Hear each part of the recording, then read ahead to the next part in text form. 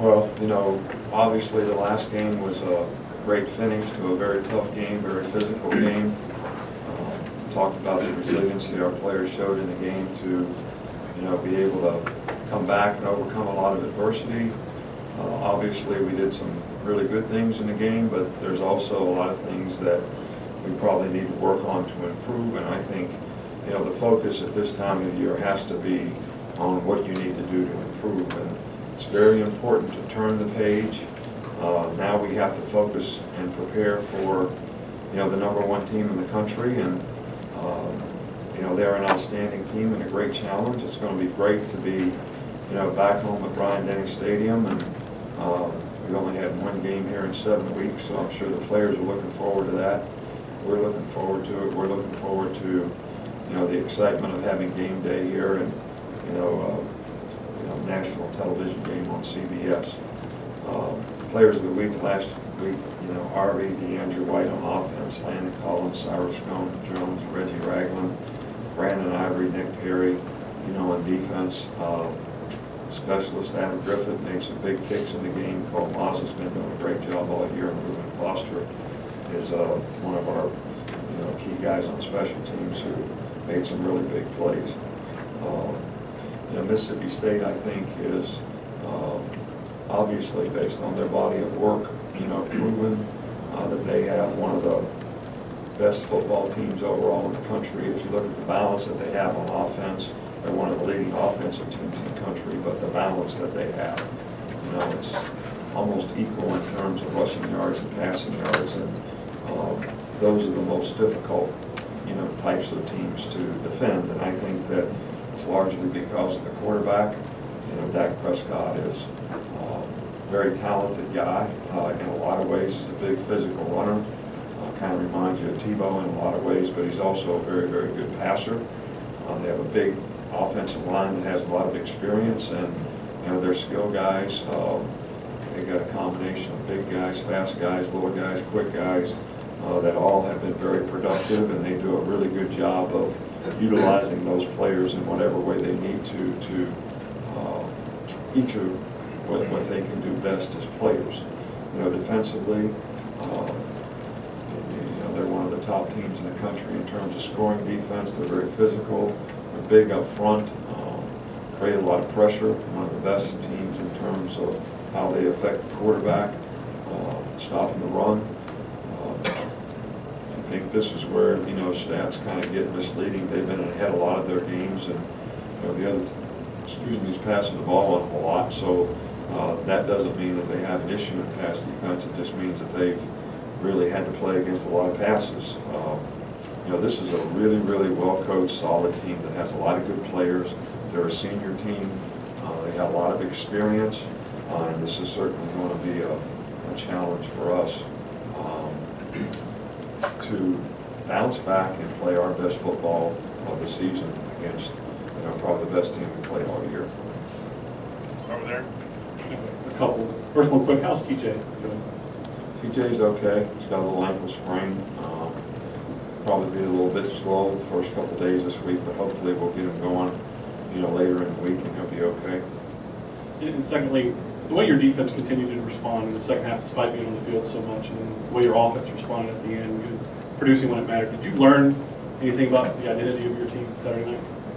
Well, I think, it speaks volumes to the competitive character that they showed, and, a very difficult circumstance.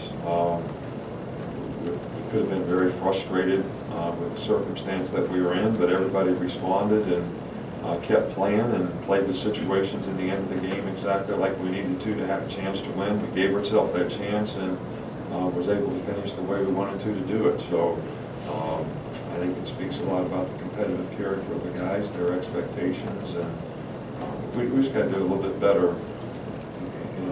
We didn't play with enough consistency, especially offensively in the game, to be able to keep the ball, make first downs, have some balance in what we're doing, and do a better job of executing. We had more drop balls, didn't have as many efficient runs. We got to give LSU's defense a lot of credit, but I think there's a lot of things that we could have done better as well. Michael. It seems like an every year thing. The game after LSU is always tough physically to get back up. What specifically do you do this week to rest this team after a game that went well beyond 60 minutes? Well, you know, we got a tough game coming up, so we don't need to be thinking about, we need to be thinking about what we need to do to beat this team. All right, and they do a lot of things differently. This is a tough preparation based on what they do as a defense and as an offense. And I think our players have to focus on, it's going to be a tough game. And I don't know that you can prepare for a tough game by worrying about, you got to have some tough practice, because that's how you play well against those kind of teams. And, you know, we had a bye week, and, you know, we just played a game, and we're going to have to bounce back and respond and get ready to play, you know, probably the most physical game we've had to play all year. John? How would you evaluate kind of how the running game is played, the running backs have played this year? Well, I think the running backs have played really, really well. I just think that, you know, we've had a little bit of bad luck here losing Kendrick Drake for the season, which made us a little thin at the position. You know, now TJ's been, you know, battling, you know, injuries for the last couple of weeks. You know, and everybody that's had an opportunity to play has done a good job. I don't think their production and performance is solely based on, I think they work hard, I think they do a good job. I think they've been responsible to respond the right way in whatever we've asked them to do. You know, sometimes their production has not been what it needs to be, not solely on what they've done, but, you know, we've got to block and finish blocks and do a better job up front, get in the right place so that they have a chance to be more productive. If I could ask a follow-up. Turnover has been such a big issue in a lot of big games this year.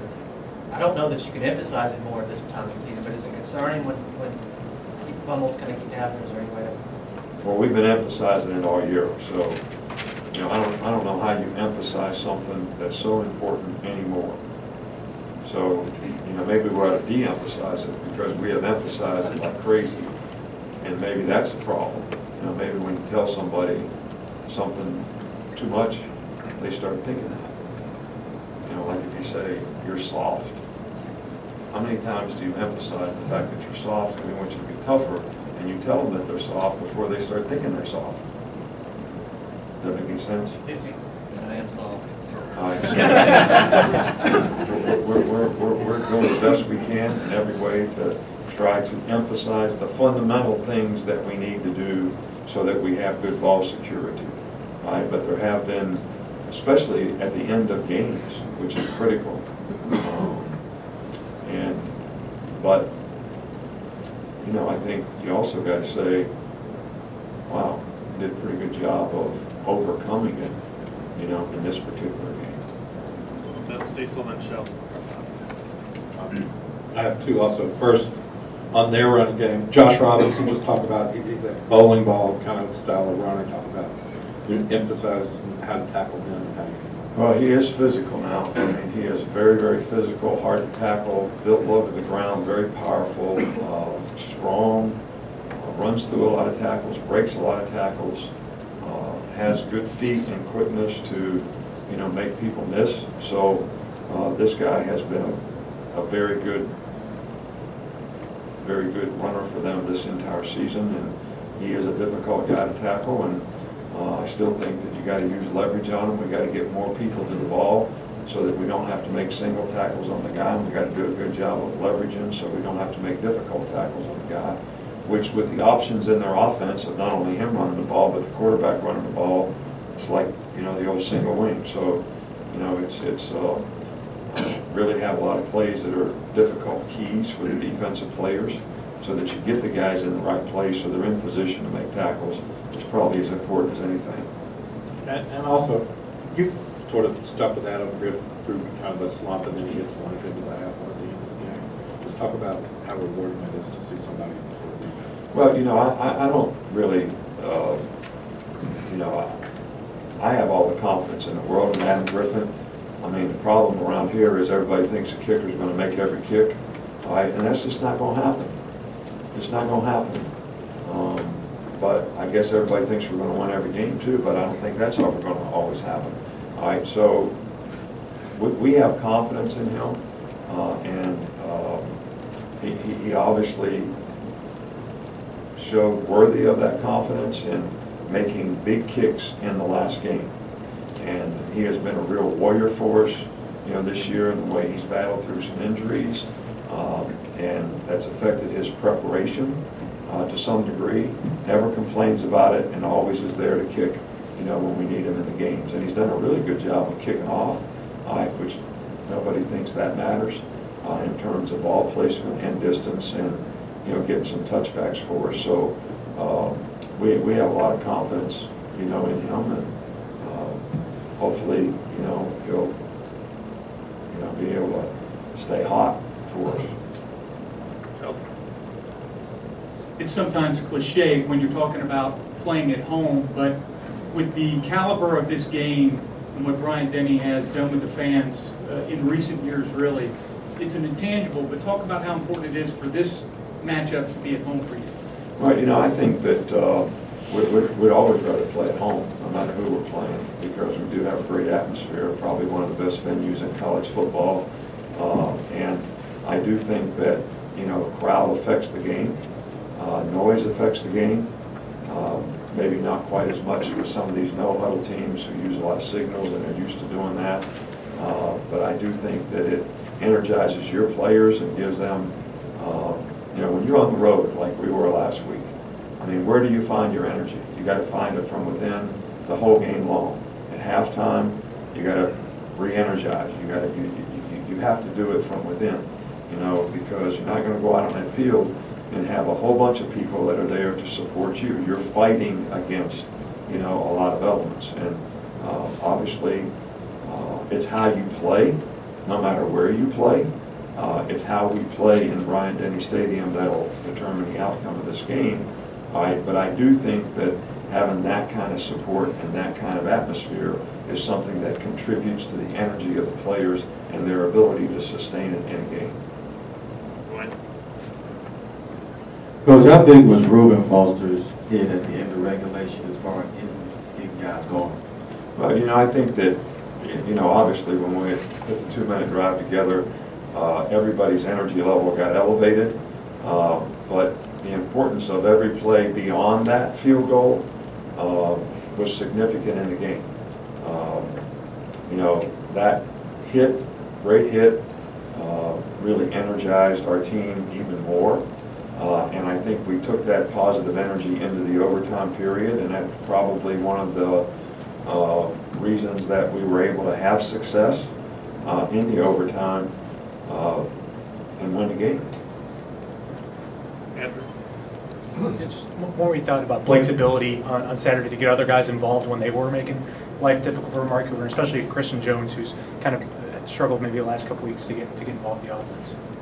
Well, Christian Jones hadn't really struggled. I don't know why people say that. I guess you all just look at the paper. So if the guy, catches a bunch of passes, he's not struggling. And if he doesn't catch any, he's struggling.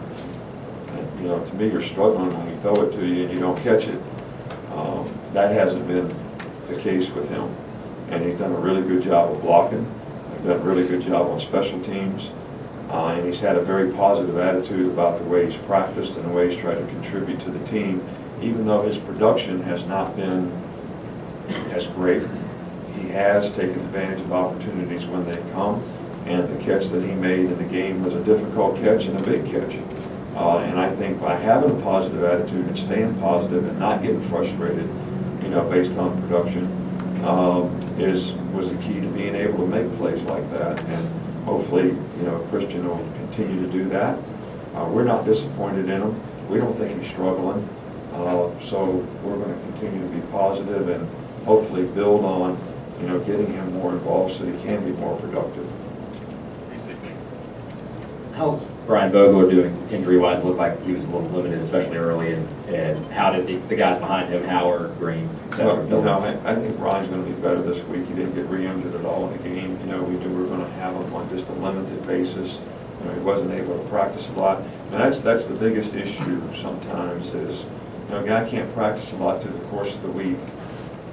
And then how much do you really feel like he can contribute in the game? older, more experienced guys like Brian probably can play without practicing. But for the most part, you know, college players need to practice to be able to play well in the game. Brian did a good job in the game with a limited amount of reps in practice, but we feel like, you know, he's going to be able to practice this week and be much better for this game. Back left, Jeff. Coach, I have a couple if you don't mind. First of all, Blake Sims, how great has it been to be a part of the journey that he's on and his story? What message does it send to not only your football players, but football players everywhere?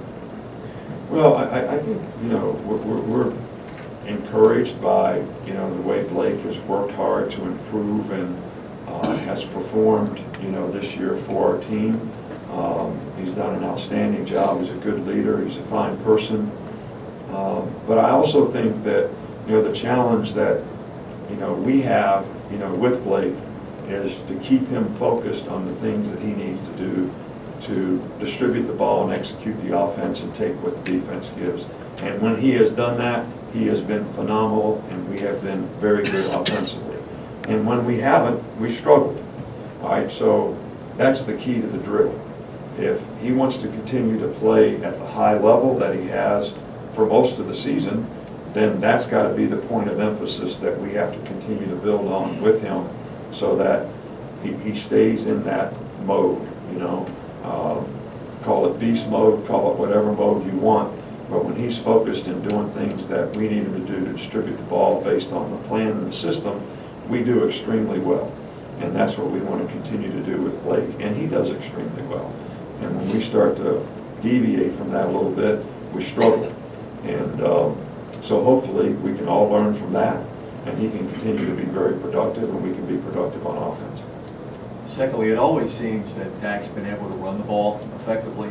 How has he developed as a passer in the last year? Well, he's, you know, I think he's one of the best passing quarterbacks that we've played against all year. You know, probably one of the best in the country. It's a difficult combination when you have a guy that is big and physical and has the ability to run the ball on quarterback runs, which creates another gap, another responsibility. Another key, limits what you can do defensively to try to make sure that you're sound against him running the ball. And then he has the ability to